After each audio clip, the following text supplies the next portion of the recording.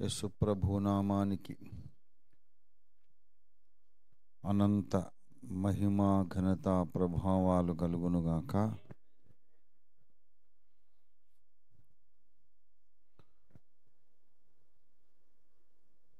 ప్రభునందు నాకు అత్యంత ప్రియులారా, ఒక క్లుప్తమైన సందేశము, హెచ్చరిక వాక్యము కొరకు మనము 1 కొరింథీ పత్రిక 11వ అధ్యాయము 1 కొరింథీ పత్రిక 11వ అధ్యాయము 28వ వచనాన్ని చదువుతాను. కాబట్టి ప్రతి మనుష్యుడు తన్ను తాను పరీక్షించుకొనవలెను. అలాగు చేసి ఆ రొట్టెను తిని ఆ పాత్రలోనిది త్రాగవలెను.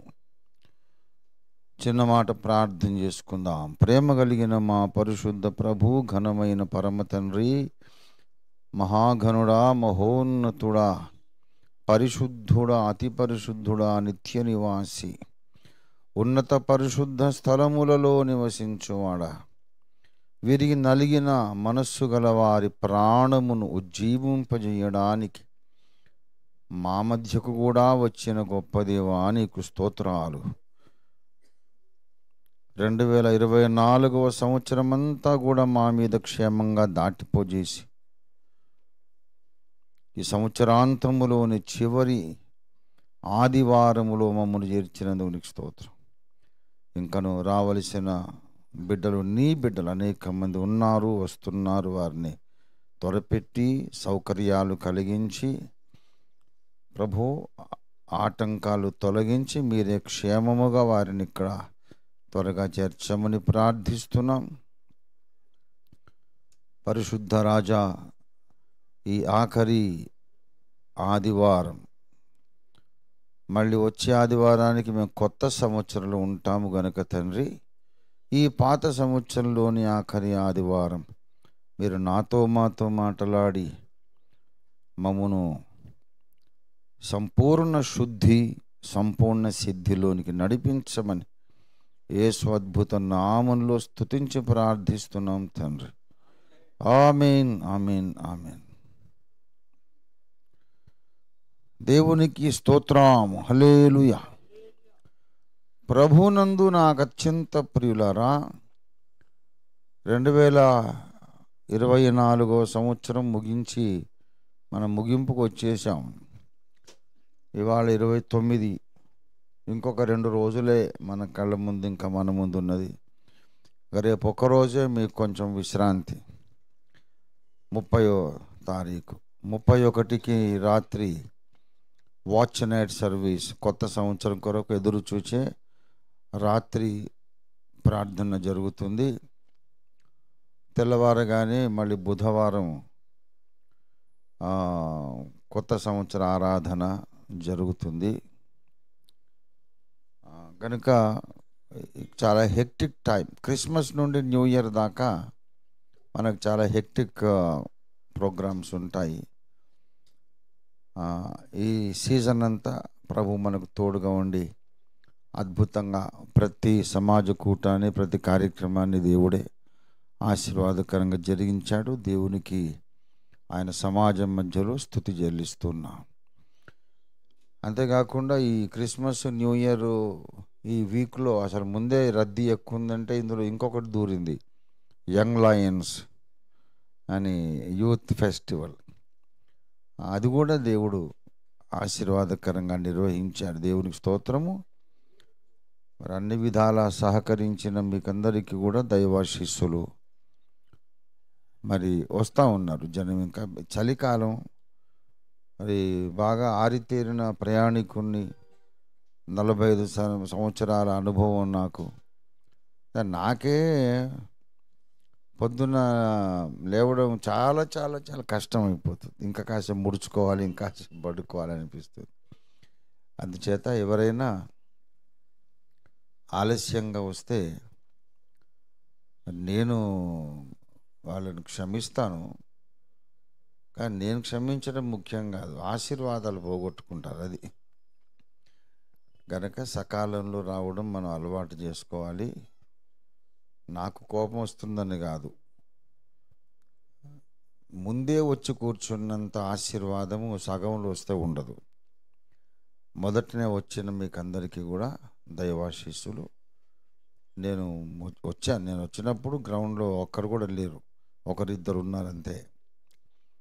ఒక ఇల్లు డెడికేట్ చేసి మళ్ళీ వచ్చా, గృహ ప్రతిష్ఠ చేసి మళ్ళీ వచ్చా. నేను I'm busy all the time. మంచిది ప్రియులారా, మరి ఆలస్యం అయినా సరే ఈ ఫస్ట్ మెసేజ్ నేనే ఇవ్వాలి, because it is the last Sunday off the year అని నేను క్రిస్టఫర్కి నేను చెప్పాను. So thank you for everything. అందరికీ వందనాలు. చదవబడినటువంటి లేఖన భాగాన్ని మనం గమనిస్తే ప్రభురాత్రి భోజనమును గూర్చిన క్రమము ఈ 11వ అధ్యాయములో చెప్పబడుతుంది. ప్రభురాత్రి భోజనం, ద లార్డ్స్ సప్పర్ అనే మాట ఇక్కడే మనకు కనపడుతుంది. 20వ వచనంలో, మీరందరూ కూడి వచ్చుచుండగా ప్రభువు రాత్రి భోజనము చేయుట సాధ్యము కాదు. ప్రభువు రాత్రి భోజనం మరి ఇప్పుడు పగల రాత్రి? రాత్రి భోజనం మీరు పగలు చేస్తారు ఏమిటండి అని అడిగే ఒక క్రిస్టియన్ డినామినేషన్ ఉంది. అది మీరు తమాషాగా జోక్గా అయ్యగారు చెప్తున్నారేమో అనుకోవచ్చు, but really there is a denomination. ఇది ప్రభురాత్రి భోజనం కనుక మనం రాత్రే పాటించాల అనే ఒక సెక్ట్ ఉంది.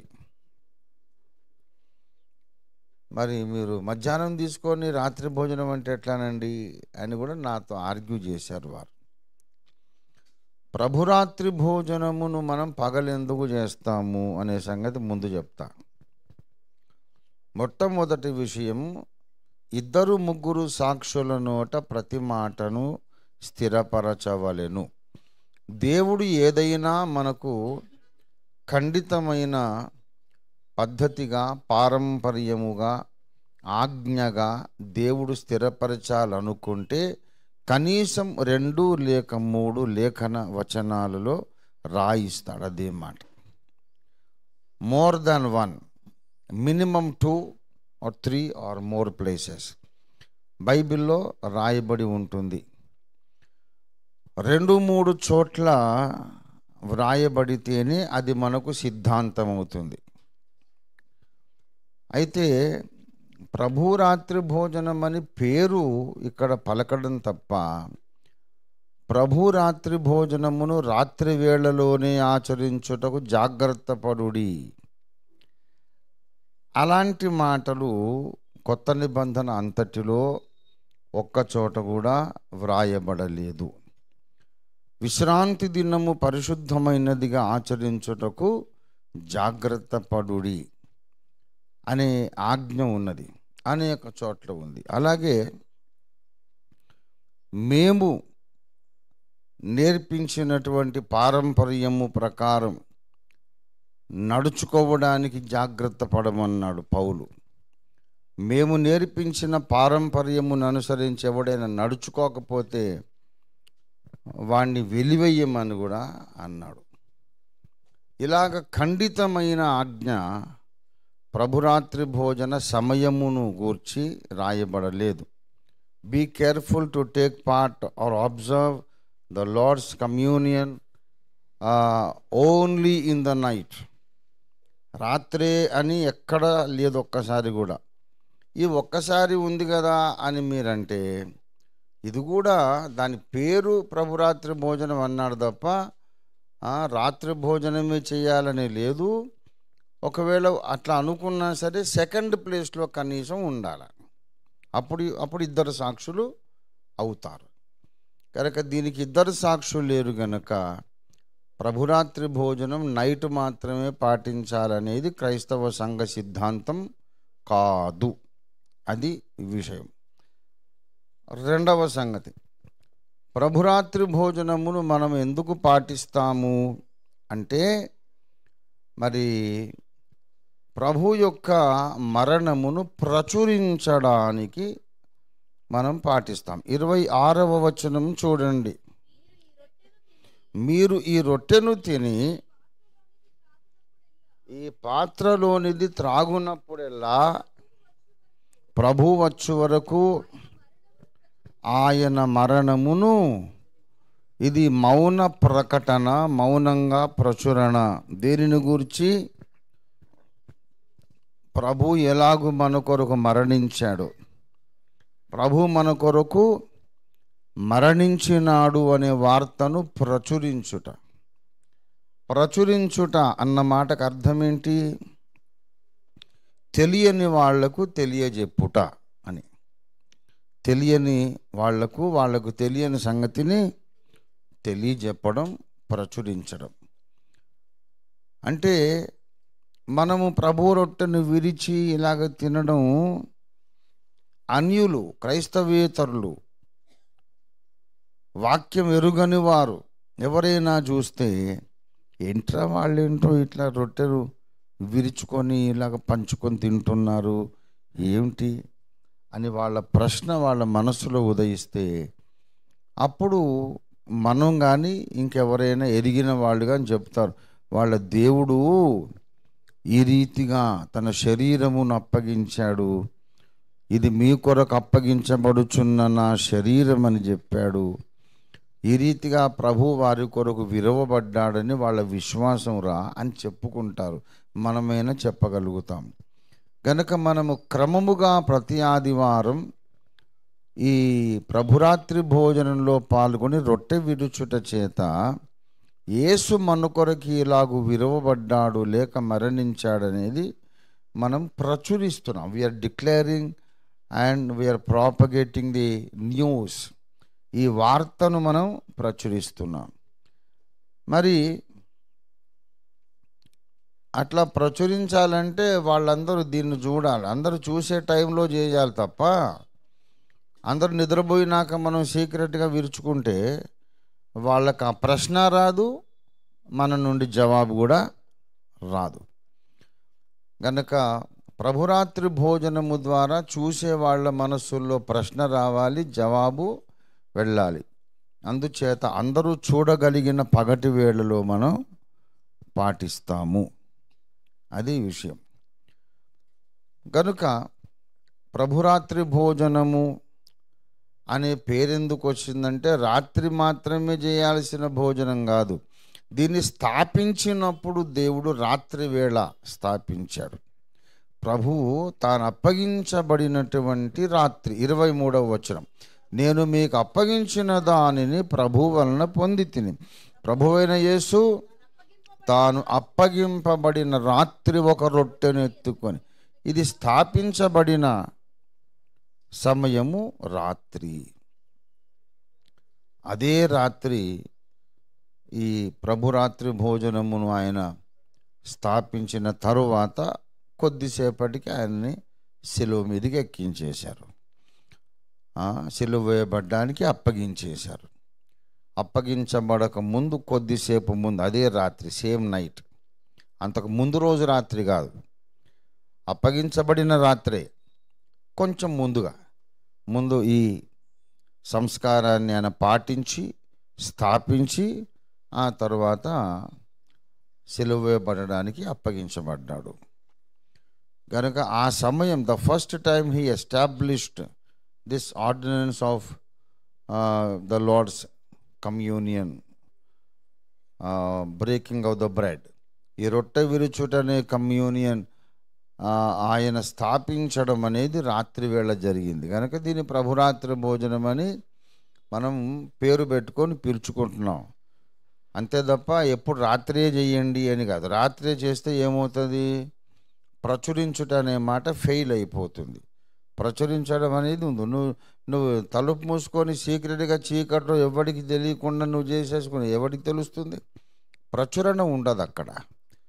కనుక లేఖన సారాంశం ఏమిటంటే, మనం అందరికీ తెలిసేటట్టే ఈ ప్రభురాత్రి భోజనాన్ని పాటించాలి. ప్రభు యొక్క శరీరము నిజమైన ఆహారం, ప్రభు యొక్క రక్తము నిజమైన పానీయం అని మనం నమ్ముతున్నాం. వాడికి నచ్చొచ్చు, నచ్చకపోవచ్చు, నమ్మొచ్చు, నమ్మకపోవచ్చు, నవ్విపోవచ్చు, గేలి చేయొచ్చు, లేకపోతే భక్తిగా అయ్యో వాళ్ళకి ఇలాంటి విశ్వాసం ఉందనే సజ్జనులు కూడా ఉండొచ్చు. వాడు ఎలా ప్రతిస్పందించినా ప్రచురణ మన బాధ్యత. దేవునికి స్తోత్రం కలుగును గాక. ప్రియులారా, పాల్గొనేటప్పుడు ఎలాగ పాల్గొనాలి అని అంటే ఎన్నెన్నో ఇంట్రికేసీస్ ఉన్నాయి. నేను ఒక బుక్కే రాశాను దేవుని నడిపింపు చేత. మీకు అందరికీ తెలుసు, మీలో చాలామంది చదివే ఉంటారు. అనేక విషయాలు ఇందులో ఉన్నాయి.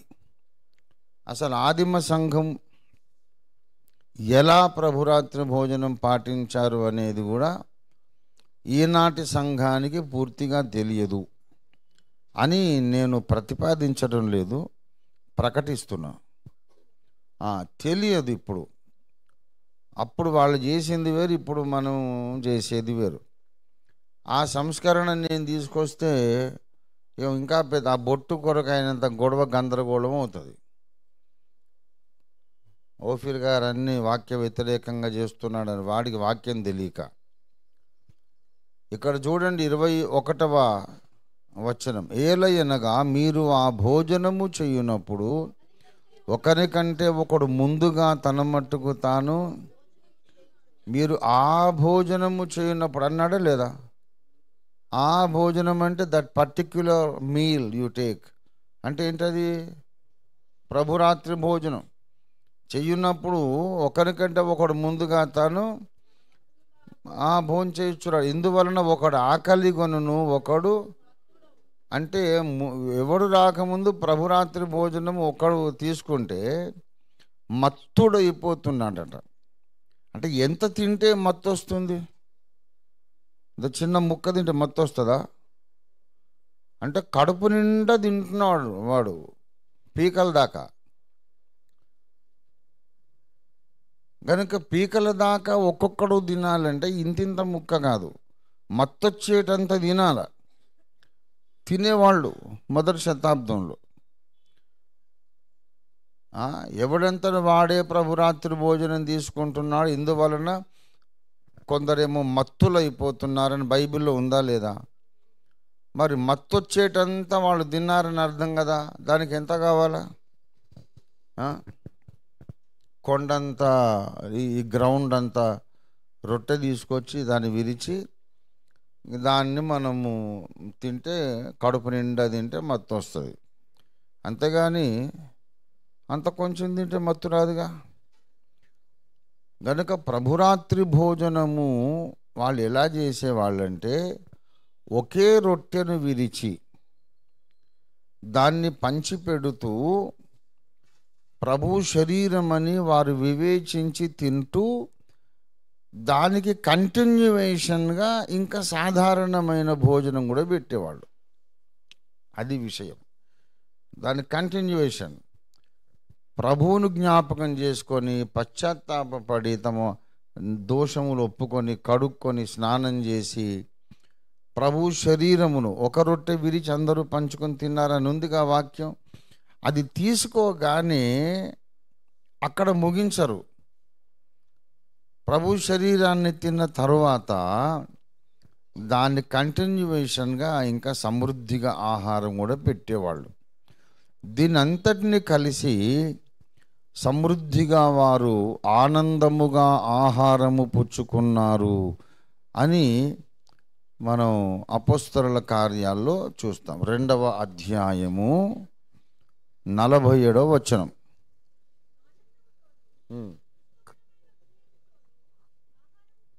ఆనందముతోనూ నిష్కపటమైన హృదయముతోనూ ఆహారము పుచ్చుకొనుచుండిరి. అంటే ఆహారం అంటే మామూలు ఆహారం పుచ్చుకుంటే బైబిల్లో రాసేదేముంది? వాళ్ళేనా? అన్యులు కూడా పుచ్చుకోవట్లేదా ఆహారం? రక్షణ పొందని వాళ్ళు ఆహారం పుచ్చుకున్నారా లేదా మొదటి శతాబ్దంలో? అంటే వాళ్ళు ఏడ్చుకుంటూ తిన్నారేంటి? ఆనందముతో నిష్కపటమైన హృదయముతో ఆహారము పుచ్చుకొనుచుండిరి. గనుక ముందు పశ్చాత్తాపముతో తమ దోషాలు ఒప్పుకొని ప్రభు శరీరంలో పాల్గొన్న తరువాత వెనువెంటనే కడుపు నిండా తినేటంత ఆహారాన్ని కూడా వెంటనే వడ్డించేవాళ్ళు. అలాగా.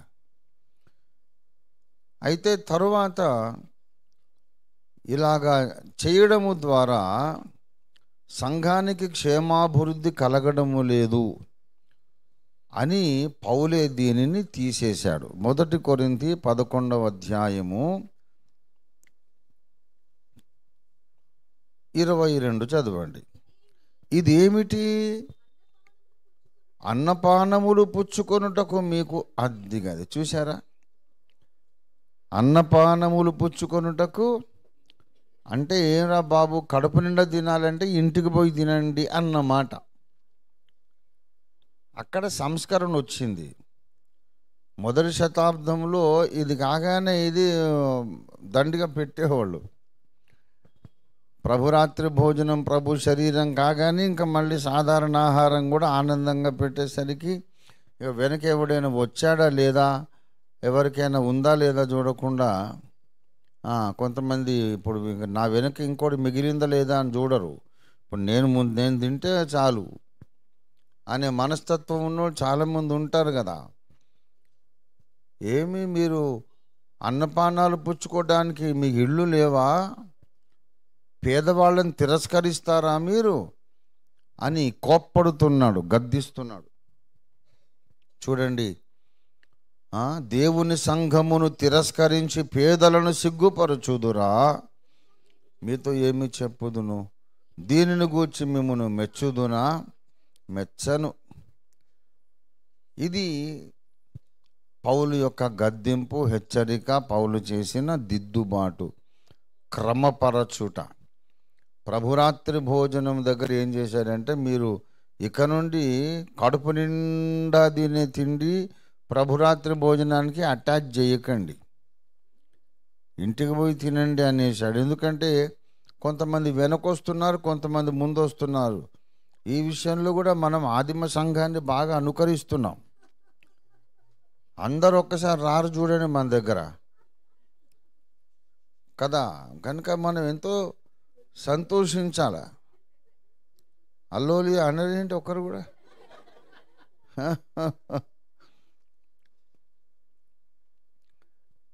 అందులో కొందరు పేదలట. వాళ్ళు పాపం పేదవాళ్ళు దేవుని సంఘానికి ఆరాధనకు వచ్చినప్పుడు కడుపు నిండా అన్నం పెడతారని వస్తారు.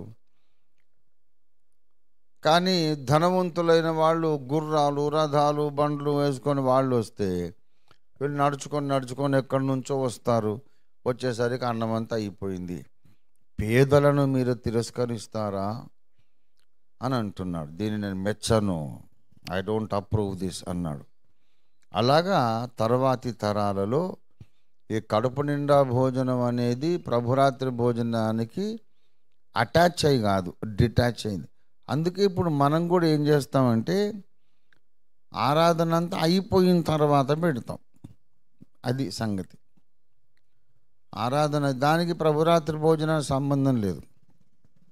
ఒక రొట్టెను విరిచి మనం అందరము భుజిస్తాము కదా, అది మాత్రమే ప్రభురాత్రి భోజనం. తర్వాత మత్తొచ్చేదాకా తినగలిగేది ప్రభురాత్రి భోజనం కాదు. ప్రభురాత్రి భోజనము ఒక రొట్టె మాత్రమే. 1 కొరింథీ 10వ అధ్యాయము 16వ వచనం. మనము దీవించు ఆశీర్వచనపు పాత్రలోనిది త్రాగుట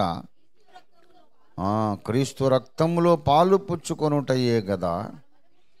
మనము విరుచు రొట్టెను తినుట, చూసారా, క్రీస్తు శరీరములో పాలు పుచ్చుకొనుటయే కదా. అద్దిగది. మనమందరము ఆ ఒక్కటే రొట్టెలో పాలు పుచ్చుకొనుచున్నాం. 1వ శతాబ్దంలో ఆ ఒకటే రొట్టె ఉన్నది, ఇంకా ఎక్స్ట్రా కూడా ఉంది. ఆ ఎక్స్ట్రా ఇప్పుడు కత్తిరించేసాం. ఆ ఎక్స్ట్రా కత్తిరించేసి సాధారణ ఆహారం కింద ఏమైనా తినండి, ఎంతైనా తినండి బాబు.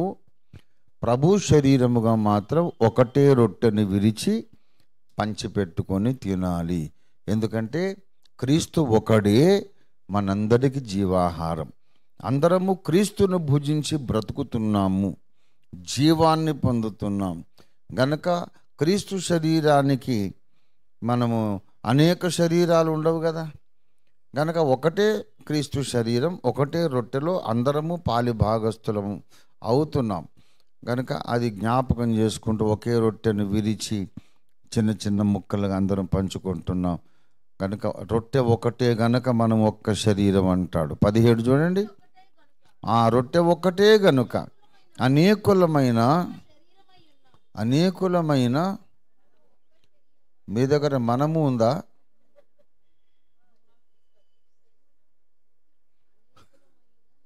ప్రింటింగ్ మిస్టేక్ ఉంది అక్కడ.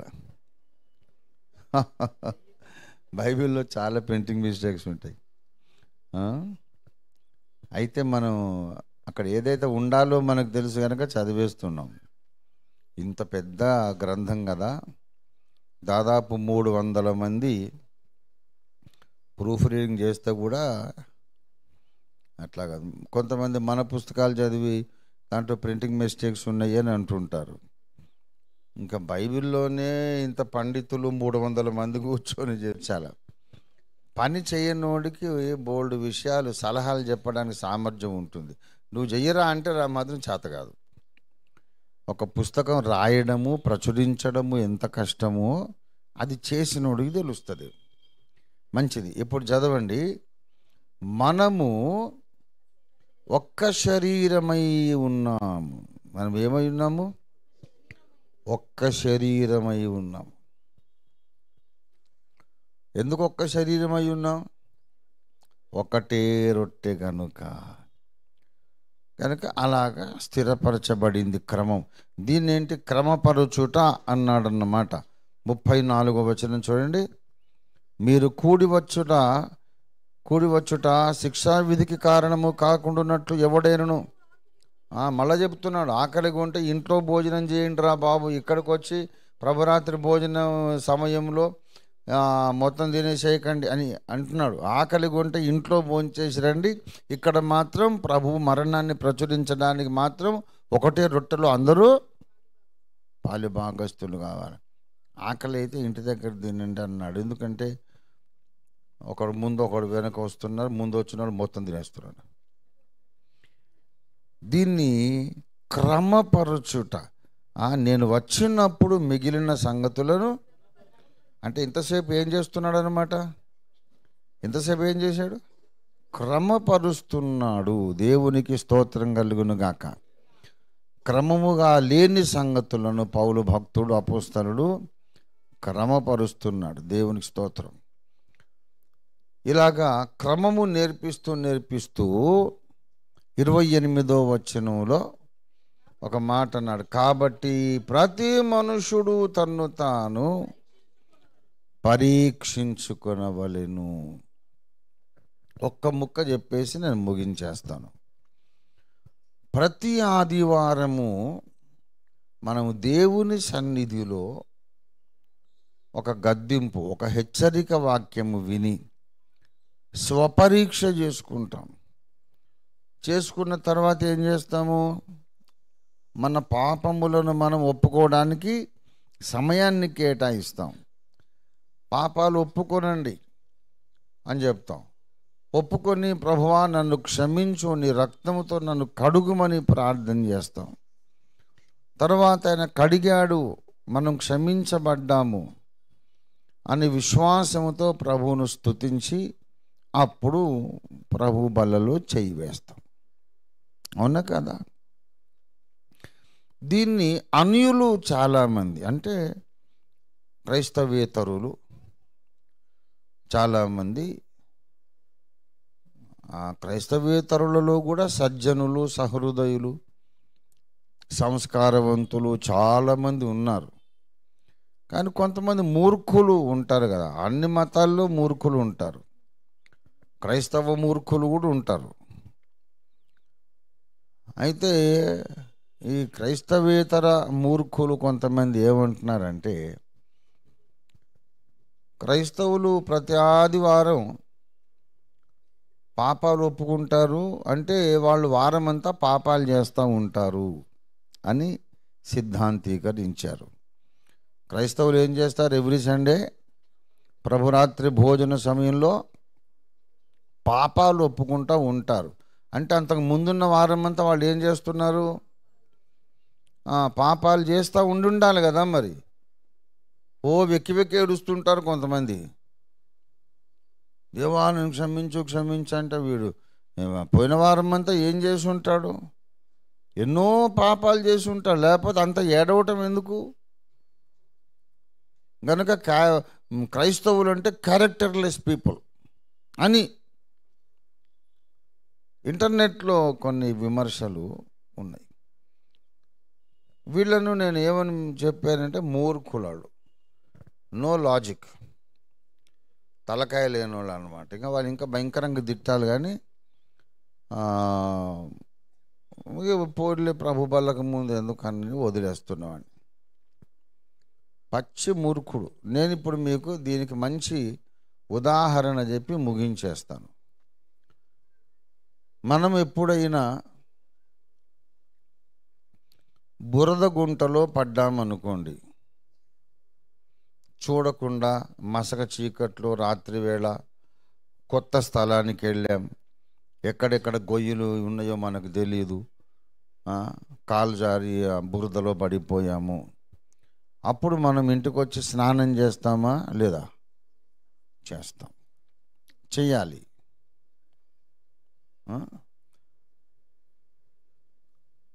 అయితే బురద గుంటలో పడి బట్టలు ఒళ్ళంతా ఖరాబ్ అయిపోయినప్పుడు మనం స్నానం చేస్తాం. మరి పడనప్పుడు స్నానం చేస్తామా లేదా? మేము బురద గుంటలో పడ్డప్పుడు స్నానం చేస్తాం. మరి వాళ్ళేమో ఎవ్రీడే స్నానం చేస్తున్నారు కాబట్టి వాడు డైలీ బురద గుంటలో పడుతున్నాడు అని మనం అంటే ఎలాగుంటుంది? అర్థమైందా మీకు లాజిక్? బురద గుంటలో పడకపోయినా, ఏ మురికి మనకు అంటకపోయినా రోజు స్నానమైతే చేస్తామా లేదా? ఎందుకు చేస్తాము? నేను ఎక్కడ కూడా బురదలో డ్రైనేజీలో కాలేయలేదు, మురికి ఎక్కడ నేను తొక్కలేదు, నేను అంత శుభ్రంగానే మెయింటైన్ చేసే జాగ్రత్తగా ఉన్నాను, బురదలో పడలేదు. అయినా సరే రోజు స్నానం చేస్తాం, అవునా కదా? ఎందుకు చేస్తాం? ఎందుకు చేస్తామంటే బయట నుండి అంటి మనల్ని దుర్గంధపూరితం చేసే మురికి ఒక రకమైనటువంటి మాలిన్యము, మనలోనే ఉత్పన్నమై దుర్గంధాన్ని కలిగించేది ఇంకొక రకమైన మాలిన్యం. మనిషికి రెండు రకాల మాలిన్యాలు ఉంటాయి. బయట నుంచి వచ్చి అంటేది ఒకటి, మనలోనే పుట్టేది ఒకటి. మనకు చర్మమును మనం చూస్తే ఎన్ని లక్షల రంధ్రాలు ఉంటాయి. ప్రతి రంధ్రము నుండి మంచి సెంటు అత్తరు వస్తుందా? చెమట అంటే అర్థం ఏంటి చెప్పండి? రక్తములో ఉన్న మాలిన్యాన్ని అది బయటికి పంపడం. అది సహజమైనటువంటి మాలిన్యం. దానికి నువ్వెంత జాగ్రత్తగా ఉన్నా సరే లాభం లేదు. నువ్వు ఏసీలోనే ఉండు రోజంతా, ఎప్పుడు ఏసీలోనే ఉన్నా సరే నువ్వు బయటకు వచ్చిన తర్వాత స్నానం చేయాలి. మళ్ళీ ఒళ్ళంతా పట్టేసినట్టు ఏదో అసౌకర్యంగా ఉంటుంది.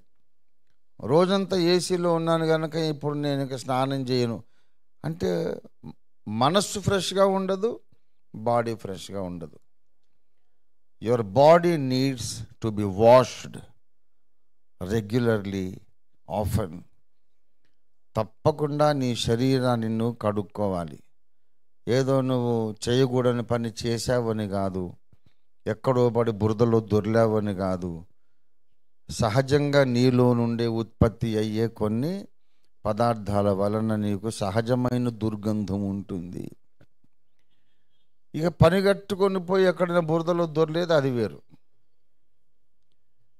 కాబట్టి మానవ సహజమైనటువంటి బలహీనతలు ఉన్నాయి.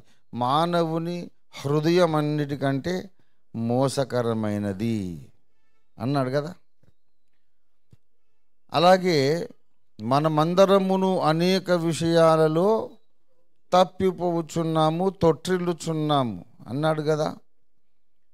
పాపము అంటే నిర్వచనం మారిపోతుంది, మనకు డెఫినేషన్ మారిపోతుంది. ఈ లోక సంబంధులు దేవుని ఎరుగని వాళ్ళకి ఏంటంటే, కత్తి పట్టుకొని ఎవరినైనా పొడిచి చంపితేనే పాపం, శారీరకంగా ఒక వ్యభిచారము జారత్వం చేస్తేనే పాపం అని వాడు అనుకుంటాడు. దొంగతనం చేస్తేనే పాపం అనుకుంటాడు. కానీ దేవుని ఎరిగిన వారికి నిర్వచనాలు వేరు.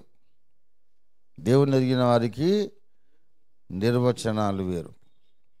10 ఆజ్ఞల్లో ఒకటి ఏంటి తెలుసా? పొరుగువానిదేదైనా నువ్వు ఆశించొద్దు. ఏం చేయొద్దు? మనస్సులో ఆశిస్తే అది కూడా ఆజ్ఞాతిక్రమమే. వాడికి అంత మంచి ఇల్లున్నది, అది నాదైతే బాగుండును కదా, అటువంటిది నాకు ఉండాలనుకోవడం వేరు. కానీ దాన్నే లాగేసుకుందాం అనేది దుర్మార్గం కదా. అలాంటి ఇల్లు అంతకన్నా మంచిది దేవుడు నాకు ఇవ్వాలి అనుకోవడం వేరు, తప్పు కాదు. కానీ వాడికున్న ఇల్లు నేను ఏదన్నా మాయ చేసి వాడిని మోసం చేసి నేను లాగేసుకోవాలి అని తలంపు పాపము. నీ పొరుగువాని భార్యను కానీ, నీ పొరుగువాని ఇంటిని కానీ, దేన్ని కానీ నువ్వు ఆశించొద్దు అన్నాడు. గనుక పాపము అనగా శరీరముతో చేసింది మాత్రమే పాపం అనేది ఈ లోకపు కట్టడ. మనస్సులో చేసింది కూడా నువ్వు శరీరంతో చేయడంతో సమానమైన సీరియస్ క్రైమ్, అంతగానూ బాధపడాలనేది ఆత్మ సంబంధుల యొక్క క్రమశిక్షణ. కాబట్టి మనం శరీరంతో ఎక్కడ బురదలో పడి దొర్లం, అయినా ఆదివారం వచ్చి స్నానం చేస్తాం. సహజమైనటువంటి మానవ సహజమైన కల్మషం నాలో ఏదైనా ఉన్నదా? ఎవరైనా నాకంటే ఎక్కువ గుర్తింపు పొందితే నాకు మనసులో భగ్నం మండుతుంది అనుకో, దాన్ని ఏమంటారు? అసూయ. అసూయ పెద్ద పెద్ద పాస్టర్లకు కూడా ఉంటుంది. ఎందుకంటే వాళ్ళు మనుషులేగా, వాళ్ళు కూడా మనుషులే. మరి ఇప్పుడు నేనే ఉన్నాను, నా మీదనే పెట్టుకొని, ఇంతకుముందు కూడా చాలాసార్లు నేను చెప్పాను, నా మీద పెట్టుకొని. ఉదాహరణగా ఎవరైనా మీటింగ్ పెట్టారు, ఓఫీర్ గారు మీరు రావాలి ప్రసంగికుడు కానీ పిలిచారు, బాబు నేను రాలేకపోతున్నానయ్యా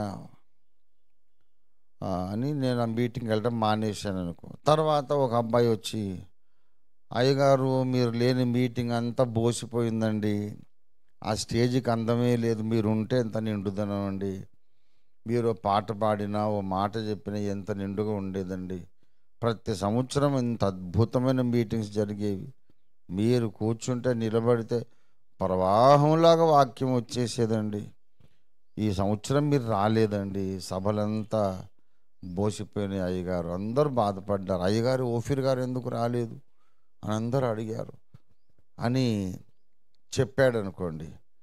నేను లోపల ఏం చేస్తానంటే కాలర్ ఎగరేసి, మరి ఏంటనుకున్నావు మనం అంటే, నేను రాకపోతే ఇంకా 10 మంది ప్రసంగికులున్నా ఈ ఎఫెక్ట్ ఉండదు. మన స్పెషల్ కదా, మనకున్న అభిషేకము ప్రత్యక్షత ఇంకెవరికి ఉంటాయి చెప్పు. ఇప్పుడు భూమి మీద అయితే ఎవరికి ఉన్నట్టు నాకు తెలియదు. ఇప్పుడు నీకు తెలిసి వచ్చిందన్న ఆ విలువ అని లోపల అనుకొని పైకి ఏమంటామంటే, నాదేముందిలే బాబు, నేను ఎంత పని అలా అనుకోవడం తప్పునైనా, ఎవరు చెప్పినా వినాలి, అందరూ భక్తులే, దేవుని వాక్యం వినాలి బాబు, భక్తులందరినీ గౌరవించాలి. ఒక ఓఫీర్ గారే కాదు, అందరూ దైవజనులు అని పైకి మాత్రం ఒక మంచోడిలాగా, గుడ్ బాయ్ లాగా పోజు కొడతాం, అది మాస్క్. లోపల మాత్రం ఎంత సంతోషమో. అన్ని పండుగలు, క్రిస్మస్, ఈస్టరు పండుగ వచ్చినట్టు. బా, నేను లేకపోతే అసలు మీటింగే వేస్ట్ అంటున్నాడు వీడు. నా విలువ అలాగా వాళ్ళకి అర్థమైపోయింది అని పరమానంద భరితులం అయిపోతాం. ఇదే సీను రివర్స్. నేను ఆ మీటింగ్కి వెళ్ళలేదు, ఇంకా ఇంకొకడు వచ్చి, అయ్యగారు మీరు రాలేదని మేము మొదట చాలా బాధపడ్డాం, కానీ తర్వాత అండి అద్భుతంగా దేవుడి సభలను ఆశీర్వదించాడండి. అసలు మీరు లేని లోటే కనబడలేదండి. ఎవరో కానీ ఒక యవనస్తుడు కొత్త ప్రసంగికుడు వచ్చాడు, అదరగొట్టేసాడండి. అసలు ఓఫీర్ గారిని మించిపోయాడని అందరూ చెప్పుకున్నారండి. మీరు రాలేదు, ఎలాగుంటాయో అని బెంగపడ్డాం, కానీ దేవుడు అసలు ఆ లోటు కనబడినివ్వలేదు. సరే కదా, అసలు మీకంటే చాలా బాగా చెప్పాడు సార్, దేవునికి స్తోత్రం అని అంటుంటే ఎలా ఉంటాయి?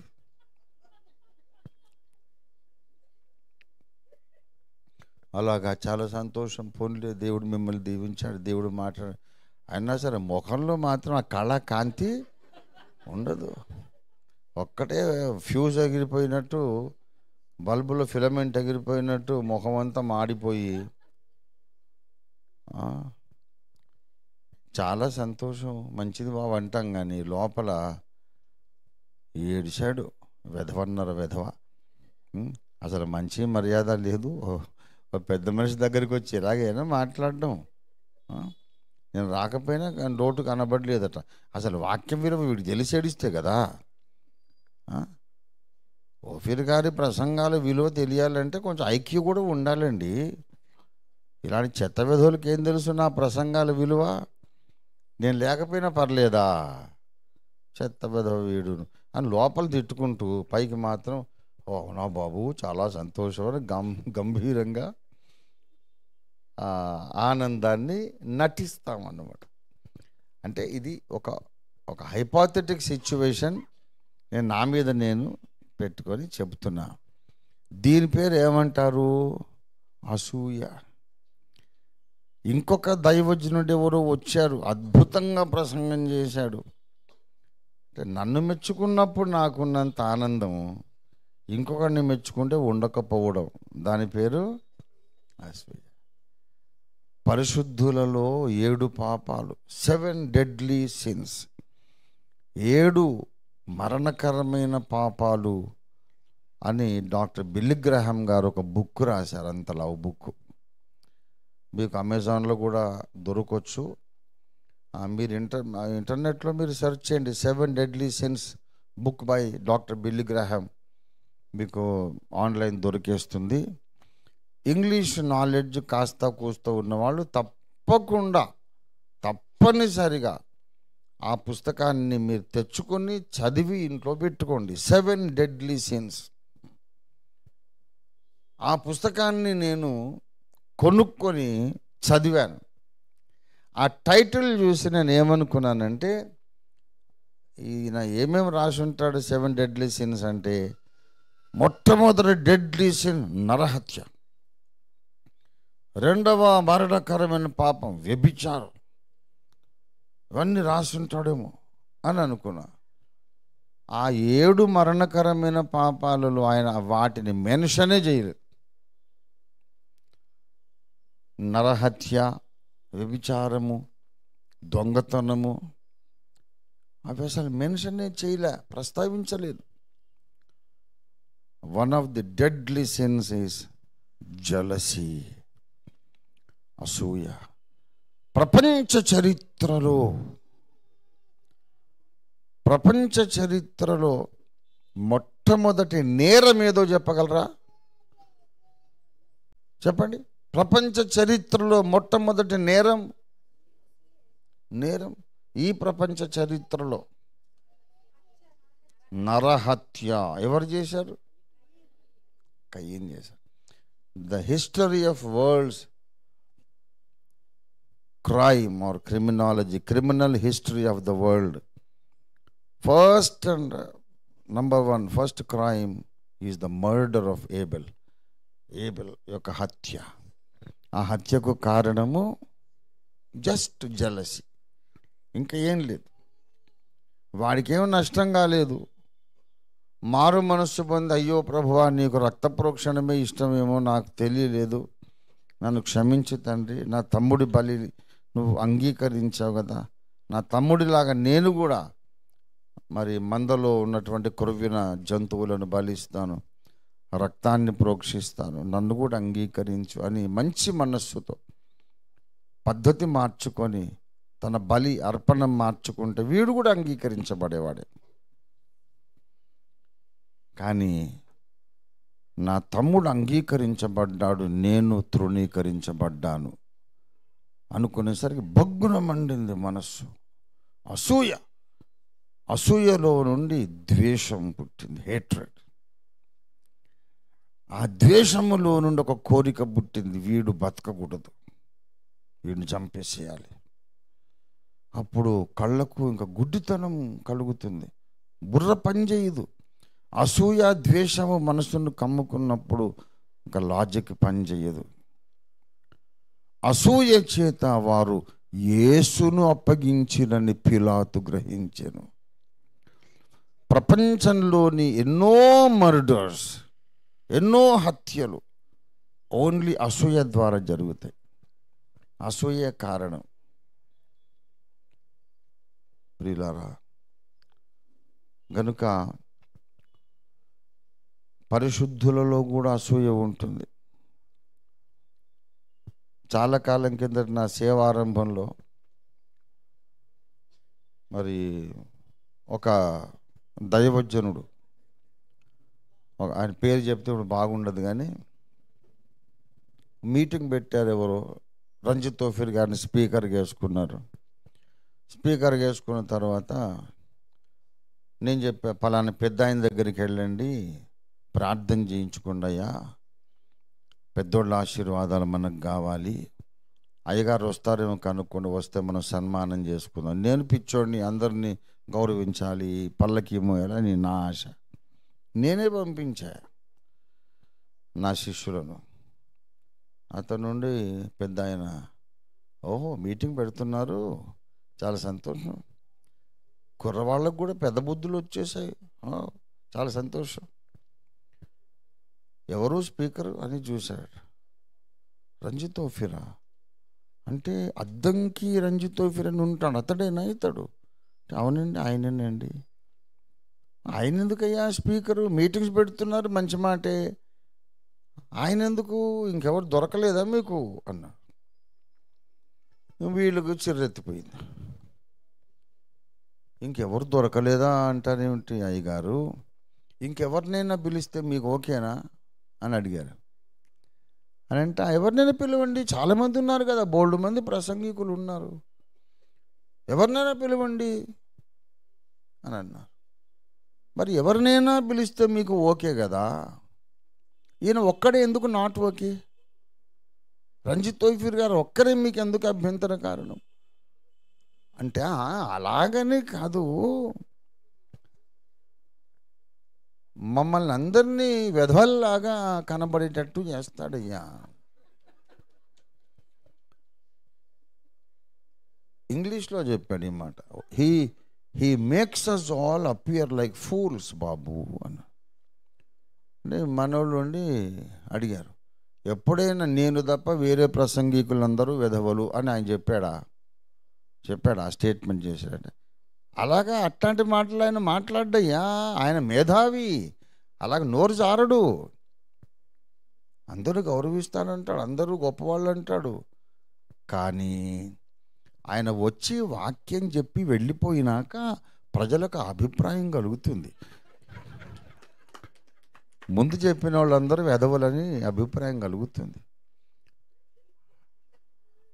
అంటే అదేంటండి, ఆయన మిమ్మల్ని అందరినీ గౌరవిస్తుంటే కూడా ఆయన జస్ట్ వాక్యం చెప్పి వెళ్ళిపోతే ఈయనే రైట్, మిగతా వాళ్ళందరూ వేస్ట్ అని ప్రజలకు అభిప్రాయం కలుగుతుంది అంటున్నారు. తప్పు మీలో ఉందా, ఆయనలో ఉందా? అంటే అఫ్కోర్స్ లోపం మాలోనే ఉందనుకో, కాదనటం లేదు.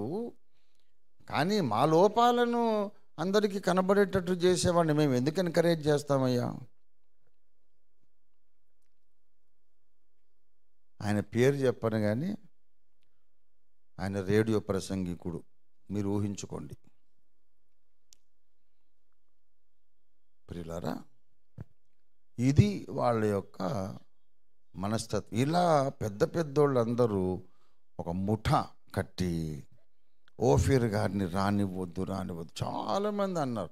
ఓఫీర్ గారు వచ్చి అంతంత లోతైన మర్మాలు, అంతంత లోతైన సంగతులు చెప్పి వెళ్ళిపోయాక విశ్వాసులుగా మా మాట ఎవడు వింటాడండి? అసలు ఆయన రానివ్వద్దు. ఆయన రానిచ్చావంటే మన చాప కిందకి మనం నీళ్ళు తెచ్చుకున్నట్టు, మన కొమ్మ మనం నరుక్కున్నట్టే. ఓఫీర్ గారిని రానివ్వద్దు రానివ్వద్దని ఈ 45 సంవత్సరాలుగా క్రైస్తవ సమాజం యొక్క నాయకులు కుట్ర చేస్తూనే ఉన్నారు. దీనికి కారణం ఏంటి? Just jealousy. ప్రియులారా, అంటే ఎన్ని లక్షల మందికి సత్యవాక్యం అందకుండా చేశారో చూడండి. అలాగే ఇంకా మీరు ఆలోచించుకోండి. జస్ట్ అసూయ ద్వారా ఎన్ని ఘోరాలు జరిగిపోతున్నాయో సమాజంలో. ఒక అమ్మాయి అందంగా ఉంది, మంచి పెళ్లి సంబంధాలు వస్తున్నాయి. ఆ సంబంధాలను చెడగొట్టడానికి ఇరుగు పొరుగోళ్ళు పూనుకుంటారు. మన అమ్మాయికి రాలేదే అలాంటి మంచి సంబంధాలు. ఫోన్ చేస్తారు అంతే. ఏమండి, ఫలానోళ్ళ అమ్మాయిని మీరు చేసుకుందాం అనుకుంటున్నారట కదా, మంచిదేనండి, ఫ్యామిలీ మంచిదేనండి, కొంచెం అమ్మాయి గురించి కొంచెం జాగ్రత్తగా కొంచెం ఆలోచించండి అనేసారు అనుకోండి. అంత చాలు నిపురవ్వ. ఏం చెప్పడు, మంచిదనడు చెడ్డదనడు, కొంచెం క్యారెక్టర్ విషయం కొంచెం చూడండి. ఏమీ లేకపోతే ఎందుకంటాడు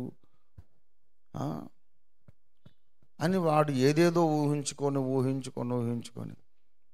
వద్దులేండి మళ్ళీసారి వస్తాంలేండి తర్వాత అని గుడ్ బై కొట్టి వెళ్ళిపోతాడు. ఎంతమంది పెళ్లి సంబంధాలు జడగొడుతున్నారు తెలుసా? ఈ పాపం ఊరికేనే పోదు, ఉసురు తగులుతుంది. నోరు మూసుకొని పడుంటున్నది ఎందుకు? ఆ పనికి మాలిన కారు కూతలు ఎందుకు? ఎవరికి ఇష్టం ఉన్న అమ్మాయిని వాడు చేసుకుంటాడు, ఎవరికి ఇష్టం ఉన్న అబ్బాయికి వాళ్ళ అమ్మాయిని ఇచ్చుకుంటారు. మనం ఎందుకు మధ్యలో దూరాలి? అబ్బాయి ఇక్కడ మండిపోతుంది కదా, మరి అంత మంచిగా వాళ్ళు సెటిల్ అయిపోతే మనం ఏమైపోవాలి? అసలు ఏంటండి, ఉప్పు కారం తింటలేదా? మనకి ఎంత బాధ ఏమండి? అసూయతో ఎన్ని ఘోరాలు జరిగిపోతున్నాయో. ప్రియులారా, నేను డైరెక్ట్గా అడుగుతున్నాను, నీ కళ్ళ ముందు ఎవరైనా సంఘములో ప్రముఖ స్థానానికి వస్తే నీకు కొంచెమైనా మండుతుందా లేదా? నీకు నువ్వే చెప్పుకోవాలా? కొంచెం బాధగా అనిపించదా? నన్నెందుకు గుర్తించరు, నాకేం తక్కువ అనిపించదా? అనిపించకపోతే నువ్వు ధన్యుడివి, ధన్యురాలివి. You are a blessed man, blessed women. ఏముందిలే, ఎవరు హెచ్చింపబడ్డా నేను హెచ్చింపబడ్డట్టే. నా తమ్ముడే కదా, నా చెల్లెలే కదా అని ఎందుకు అనుకోరు? అనుకోగలగాలి. ఇలా అనుకోలేకపోవడమే మనకు పట్టే ఆత్మ సంబంధమైన చెమట. ఇది సహజమైనటువంటి కల్మషం. అంటే నా సంగతి నేను చెప్పుకున్నా కదా, నా మీదనే పెట్టుకొని, అయ్యగారు మీరు రాకపోయినా చాలా బాగుందండి మీటింగ్ అని అంటే బొగ్గురు ఉండదా మనసు? నేను ఎక్కడో విభిచారం చేసినట్టు కాదు, కానీ నాలో నుండి ఇంకా కొంత మాలిన్యం బయటికి వస్తున్నట్టు. ఇది కూడా లేనివాడే అతి పరిశుద్ధ స్థలంలో ప్రవేశానికి అర్హుడు. మన దేవుడు అతి పరిశుద్ధుడు. దేవునికి స్తోత్రం కలుగును గాక. కనుక మనము చట్ట ప్రకారం ఏ నేరము చేయకపోవచ్చు, చట్ట ప్రకారం ఏ నేరము చేయకపోవచ్చు. నిన్న లీగల్ కౌన్సిలర్ డాక్టర్ రవీంద్ర బాబు గారు వచ్చి నిన్న యూత్ మీటింగ్లో చెప్పారు, నేరము వేరు, పాపము వేరు. ఒక పెద్ద ఆయన కనబడితే, గురువు గారు కనబడితే లేచి నమస్కారం పెట్టలేదు, ఇది పాపమా నేరమా అన్నారు ఆయన. అంటే చట్టంలో ఎక్కడ, రాజ్యాంగంలో లేదు పెద్దోళ్ళు కనబడితే నమస్కారం పెట్టాలని లేదు కనుక అదేమి చట్టమును ఉల్లంఘించడం కాదు, నేరం కాదు. ఏ సెక్షన్ మీద కూడా వీడు నమస్కారం పెట్టలేదని కేసు పెట్టడానికి అవకాశం లేదు. కానీ దేవుని దృష్టిలో తప్పు. కొన్ని తప్పులే, కానీ చట్ట ప్రకారం తప్పు కాదు, దేవుని దృష్టికి తప్పు. కాబట్టి చట్ట ప్రకారం నేను నేరం చేయలేదు అని సంబరపడి ఊరుకోవద్దు. దేవునికి బాధాకరంగా నేను ప్రవర్తించానా, ఆలోచించానా అనేది మనం పరీక్షించుకోవాలి. మనం ఎందుకు ప్రతి ఆదివారం స్నానాలు చేస్తాము? వారమంతా బురదలో దొర్లుతామని కాదు, కానీ సహజంగా చెమట వస్తుంది కాబట్టి మనం స్నానం చేస్తాం. ఒకసారి నేను రికార్డింగ్ చేయడానికి ఒక స్టూడియోకి వెళ్ళాను. ఆ స్టూడియో రికార్డింగ్ అబ్బాయి టెక్నీషియన్ చాలా హ్యాండ్సమ్ బాయ్, చక్కగా ఉంటాడు. ఎంత హ్యాండ్సమ్గా అందగాడో చెప్పలేను నేను. ఫెయిర్గా ఉంటాడు, అందంగా ఉంటాడు, చాలా టాలెంటెడ్, హైలీ టాలెంటెడ్. అన్ని వాయిద్యాలు వాయిస్తాడు చక్కగా. ఆ సౌండ్ ఇంజనీరింగ్ అంతా వాడు క్వాలిఫైడ్ అన్నమాట, అద్భుతంగా చేస్తాడు. కానీ ఆ స్టూడియోలో నేను ఒక 5 నిమిషాలు కూడా ఉండలేదు. నేను వద్దు బాబు, నాకు స్టూడియో వద్దని బయటకు వచ్చేసి. ఎందుకంటే ఓవర్గా వర్క్ లోడ్ అయ్యి వాడు 10 రోజులు ఇంటికి పోకుండా అక్కడే ఉండిపోయాడట. వాడిలో నుంచి ఎటువంటి దుర్గంధం వస్తుందంటే నాకు బుర్ర గిర్రం తిరిగిపోయింది. కొంతమందికి స్వెట్ న్యాచురల్గానే చాలా దుర్గంధం వస్తుంది ఓవర్గా. వాడు ఆ టైప్ బాడీ, వాడి దేహతత్వం అది. అప్పుడప్పుడు కరెంట్ పోతూ ఉంది, వస్తూ ఉంది, వాడు అక్కడే ఉన్నాడు, పనులు చేసుకుంటున్నాడు, పడుకుంటున్నాడు, అక్కడికే టిఫిన్ తెప్పించుకొని తింటున్నాడు. 10 days అందులోంచి రాలేదు వాడు. చాలా అందగాడు, హైలీ క్వాలిఫైడ్. నేను ఒక 5 నిమిషాలు కూడా ఉండను, నాకు ఫ్రీగా రికార్డింగ్ చేసిన నాకు ఈ స్టూడియో వద్దు అని పారిపోయా. ఆ స్టూడియో ఓనర్ ఏమో నా అభిమాని. అన్నా ఎందుకు వెళ్ళిపోయారు, ఏమైనా తప్పు జరిగిందా మా వల్ల, ఎందుకు వెళ్ళిపోయారని ఆయన పాపం బాధపడుతున్నాడు. తప్పు కాదయ్య బాబు, గొప్ప ముప్పొచ్చి పడింది నాకు. నేను నిన్న మొన్న తిన్నది కూడా కక్కేటట్టు తయారైంది. ఎందుకంటే వాడు ఇలాగా వాడి శరీరంలో నుండి భయంకరమైన దుర్వాసన వస్తుంది. అవునన్నా, వాడు అంటే 2 ఉన్నారు టెక్నీషియన్స్. ఒకడేమో లీవ్ పెట్టి వెళ్ళిపోయాడు, వాడి భార్య ప్రసవించిందని ఏదో డబల్ డ్యూటీ వీడు చేసి, వీడికి పెళ్ళి కాలేదు, సో అక్కడే ఉన్నాడు. ఇంకా వాడు ఏం తప్పు చేయలే, నేరస్తుడు కాడు, కానీ మన ముక్కులు భరించలేవు వాడిని. అట్లాగే కొన్నిసార్లు మనము చట్టం ఉల్లంఘించకపోయినా దేవుని ముక్కులకు మనం ఒక్కోసారి భరించలేని దుర్గంధంగా ఉంటాం. అర్థమైందా? దహన బలి అర్పించినప్పుడు దేవుడు ఇంపైన సువాసనను ఆఘ్రాణించి అనేది. దేవునికి స్తోత్రం. మన బ్రతుకులు దేవునికి ఇంపైన సువాసనగా ఉండాలి, పరిమళ వాసనగా ఉండాలి, కానీ దుర్గంధంగా ఉండొద్దు. కాబట్టి మనం దేవుణ్ణి అడుగుతాం, ప్రభువా నీకు ఆయాసకరమైన మార్గం నాలో ఉన్నదేమో చూడు. వారమంతా పాపాలు చేస్తామని కాదు, నువ్వు ఎంత మంచిగా ఉన్నా నీకు చెమట వస్తుందిగా, ఎంత మంచిగా ఉన్నా స్నానం చేయాలి కదా. ఏమమ్మా స్నానం చేసిరా బాబు, స్నానం చేసుకో అని చెప్తే, నేను ఇంత మంచిదాన్ని అయితే నాకు స్నానం అంటావేంటి అంటే, తిక్కలోడా, నీ మంచికి స్నానానికి సంబంధం లేదురా, రొటీన్గా స్నానం చెయ్యాలి, లేకపోతే సమాజంలో నువ్వు అంగీకరించబడవు. నువ్వు మంచోడు అని అనుకున్నా సరే స్నానం చేయాలి.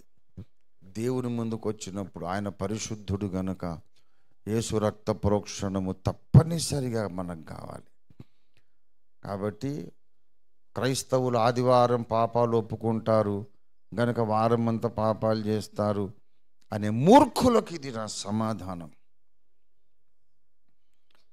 నువ్వు రోజు స్నానం చేస్తున్నావు గనక రోజు డ్రైనేజీలో దొర్లుతున్నావు అని నేను అంటే నువ్వు ఒప్పుకుంటావా? నువ్వు డ్రైనేజీలో దొర్లవు, అయినా స్నానం చేస్తావు. మేము కూడా శరీరంతో పాపకార్యాలు చెయ్యం, అయినా స్నానం చేస్తాం. దేవునికి స్తోత్రం కలుగును గాక. ఎందుకంటే దేవుడు అతి పరిశుద్ధుడు.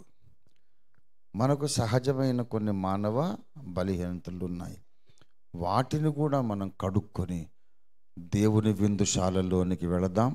రండి, మనం ప్రార్థన చేసుకుందాం. ఇది ప్రార్థనా సమయం, ఇది స్వపరీక్ష సమయం, ఇది స్నానఘట్టం. రండి, యేసు రక్తంలో మన శరీరాన్ని, మన ప్రాణాన్ని, మన ఆత్మలను, మన మనస్సును, మన హృదయాన్ని, మన ఆలోచనలను, తలంపులను, ఆలోచన ప్రపంచాన్ని బాగుగా కడుక్కుందాం. Thoroughly we will wash every part of our being by the blood of Jesus. ఇది స్వపరీక్ష సమయం.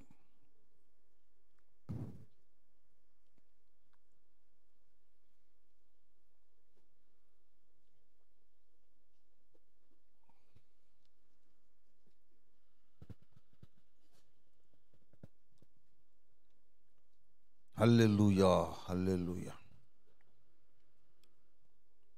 పరిశుద్ధ రాజా నీకు స్తోత్రము, స్తోత్రమయ్యా. మాతో మాట్లాడినవయ్యా, నీకు స్తోత్రం. ఎంత నీతిగా బ్రతికినా, ఎంత జాగ్రత్తగా బ్రతికినా, ఎంతగా శరీర కార్యాలకు నేను దూరంగా జీవించినా, ఇంకను నా బ్రతుకులో నీకు ఇష్టము కానీ నీవు సహింపలేని దుర్గంధం ఉండొచ్చు. అది మానవ సహజమైన దుర్గంధం. దాన్ని కడుక్కోవటం, ప్రతిరోజు స్నానము చేయటం అంతా విధాయకము. అది జరగవలసినటువంటి రొటీన్ షవర్, రొటీన్గా జరగాల్సిన స్నానమని మాకు నేర్పించినందుకు నీకు స్తోత్రం తండ్రి. పాపాత్ములే కాదు, పరిశుద్ధులు కూడా స్నానం చేయాలి. విశ్వాసులు, నూతన జన్మ పొందిన పరిశుద్ధులు కూడా స్వపరీక్ష చేసుకోవాలి. చాలా క్రమశిక్షణగా జీవించే వాళ్ళు కూడా స్నానం చేయాలి. ఇవాళ మనం స్నానం చేద్దాం. మనలోని లోపాలు తెలుసుకునే శక్తి మనకు లేదు, మనలోని లోపాలు కనుగొనే జ్ఞానము మనకు లేదు. ఇంకొకళ్ళ లోపాలైతే మనకు బాగా తెలుస్తాయి, కానీ మన లోపాలే మనకు కనబడవు కదా. మనం చాలా పర్ఫెక్ట్ అనుకుంటాం. మన లోపాలు మనం పట్టించుకోకుండా ఇంకొకటి లోపాల గురించి మాట్లాడతాం. యేసయ్యని అడుగుదాం. అన్ని ఎరిగిన యేసయ్యా, సర్వజ్ఞుడా, నన్ను పరీక్షించయ్యా. ఈ సంవత్సరం అంతా నీ నాసికారంధ్రములకు నేను పరిమళ వాసనగా ఉన్నానా, భరించలేని దుర్గంధముగా నేను ఉన్నానా తండ్రి? నా బ్రతుకును చూసి ఇంపైన సువాసనను నువ్వు ఆఘ్రాణించగలిగావా తండ్రి? లేదా చచ్చి ఏంటి దుర్గంధం అని ముఖం చిట్లించుకొని ముఖం తిప్పేసుకోవాల్సి వచ్చిందా తండ్రి? నా బ్రతుకు ఎలాగున్నదో నాకు తెలియచెప్పు అయ్యా. నేను మనిషినయ్యా, ఆదాము సంతానము,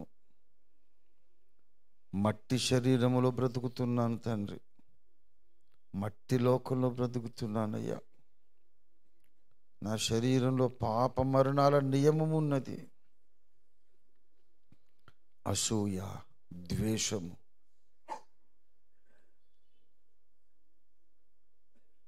దురాశ,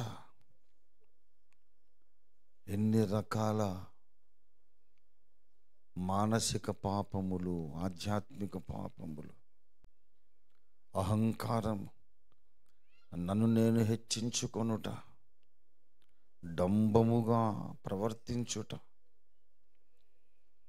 ఎన్ని ఉన్నాయి నాలో నాకు తెలియచెప్పు తండ్రి. స్వార్థము, ధనాపేక్ష, నన్ను నేను పరీక్షించుకోవడానికి సహాయం చేయండి. నాలో ఉన్నటువంటి సమస్తమైనటువంటి ఈ చెమట కంపు, సహజంగా నాలో నుండి బయటికి వస్తూనే ఉన్నటువంటి దుర్గంధాన్ని ఈ ఆదివారముని నేను కడుక్కోవటానికి సహాయం చేయండి. అలవాటుగా నేరాలు, పాపాలు చేస్తూ ఉండే మనుషులే కాదు, దేవునికి భయపడి జాగ్రత్తగా బ్రతికే వాళ్లకు కూడా స్నానం అయితే కావాలి. ఈ విలువైన పాఠం నాకు నేర్పించినందుకు నీకు స్తోత్రాలు. Even saints and holy people need a shower often. దేవా, నాకు స్నానము చేయించవయ్యా. వాక్యముతో ఉదక స్నానము చేత సంఘమును పవిత్రపరుస్తానన్నావు. యేసయ్యా, నన్ను పవిత్రపరచు.